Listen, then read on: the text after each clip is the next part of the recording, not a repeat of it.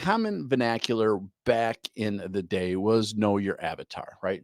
Identify who your ideal client is. That has changed, I think, a little bit in recent times, recent trends, because that doesn't really establish what we're trying to identify now, right? Because in our world, we our custom avatar, quote unquote, uh, is can be extremely generic these days. So, more or less, what I think we need to be able to do is identify and know your customer's journey, right?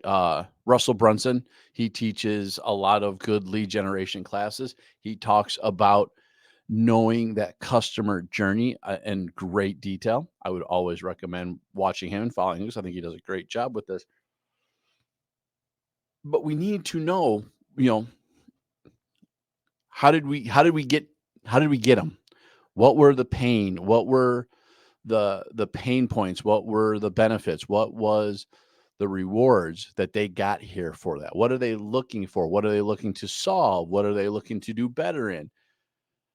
What what are their goals? What are their ambitions? What are their fears? What are their dreams, right? We need to know those when we're thinking about our customer. We need to be able to identify those because those are going to help us throughout the conversation in our webinars to engage with our clients, engage with our customers, right?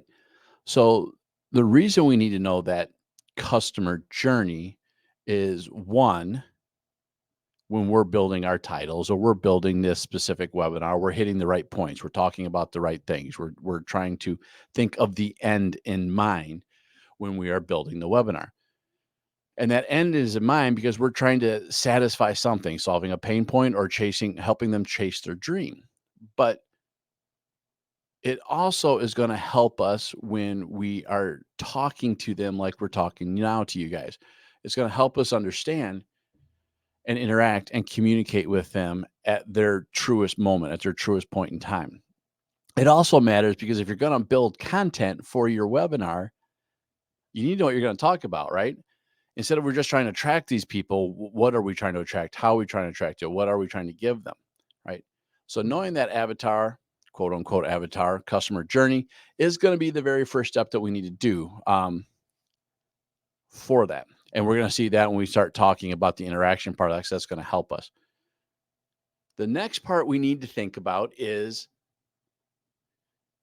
once we know our avatar, and I could have put tech essentials first, but I think always knowing the person we're talking about is important at the very, very beginning.